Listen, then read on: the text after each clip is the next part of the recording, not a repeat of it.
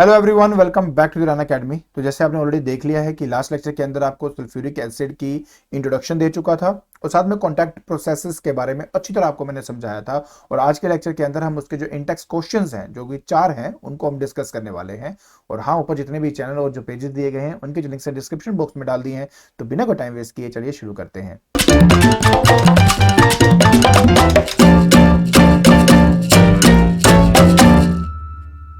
तो देखिए, हमारा सबसे पहला क्वेश्चन कहता है comment sulphuric acid is referred to as a king of chemicals. देखिए, मैंने आपको ऑलरेडी बताया है कि हमारा ये जो सल्फ्यूरिक एसिड है ना, बहुत लार्ज अमाउंट में प्रोड्यूस होता है आपका, एंड इसलिए उसको किंग ऑफ केमिकल्स के नाम से हम अच्छी तरह जानते हैं। एंड ऑयल ऑफ विट्रियल, देखिए आपको अगर याद हो, मैंने आपको पहले भी बताया था इसके बारे में कि लेटर मिडिल एजेस के अंदर ना, जो हमारे पास ग्रीन विट्रियल जो होता है उसको बर्न करने से हमें एक मतलब बेसिकली जो ऑयल हमें एक्सट्रैक्ट होता था, बेसिकली उसको ऑयल ऑफ विट्रियल कहा गया था। सल्फ्यूरिक एसिड ही था वो आपका।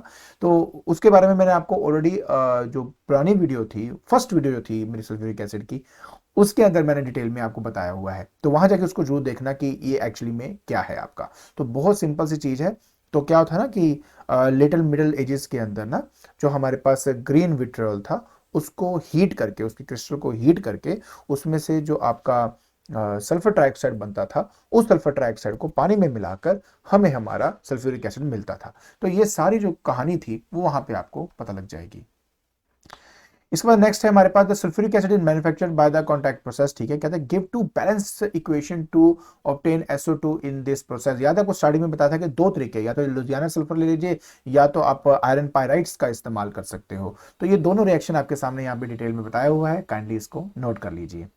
Give the condition for the oxidation of SO2, पूरे आपके बारे में बताया हुआ था। अगर एक एक चीज बताई हुई है आपको मैंने, अब वीडियो के अंदर आपने एंड में अगर देखा होगा तो आपको याद भी होगा, नहीं है तो एक बार प्लीज यहाँ पे देख लीजिए, आपको समझ में आ जाएगा।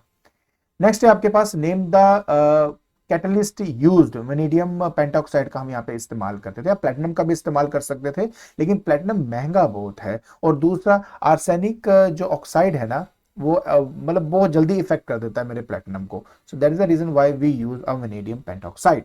Why H2SO4 is not obtained by directly reacting SO2 with water? मैंने आपको इसके बारे में बताया था क्योंकि ये एक हाईली एक्सोथर्मिक रिएक्शन होता है और बहुत ही fine misty droplets of sulphuric acid ही बन पाते हैं।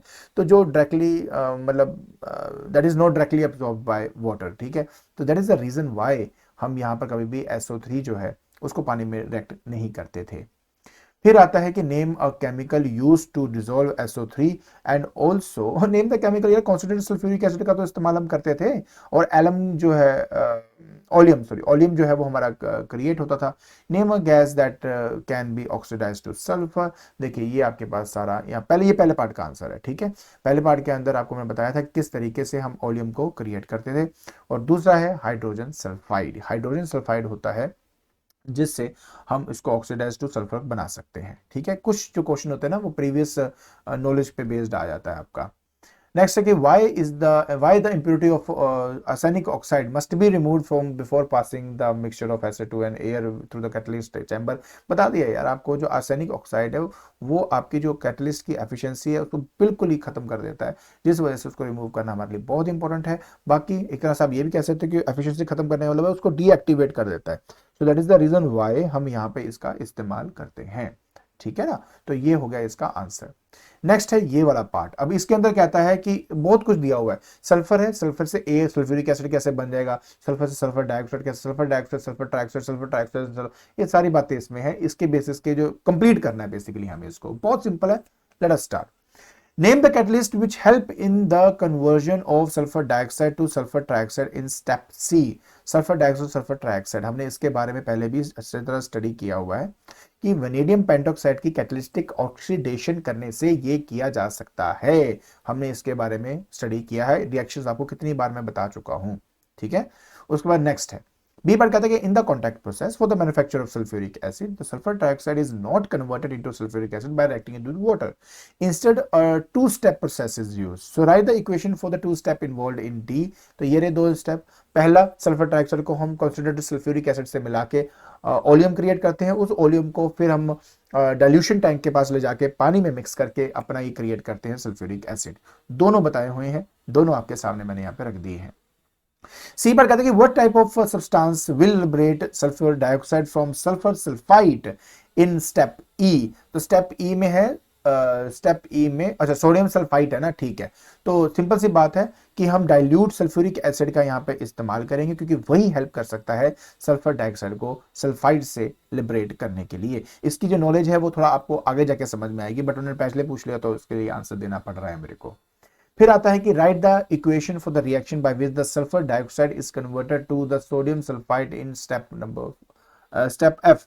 तो सल्फर डाइऑक्साइड से हमें सोडियम सल्फाइड हमें बनाना है। तो ये देखो सिंपल सा तरीका है, सोडियम हाइड्रोक्साइड का इस्तेमाल करिए, सल्फर डाइऑक्साइड से मिला दीजिए, तो लीजिए आपका सल्फर जो सल्फाइड है वो आपको मिल जाएगा।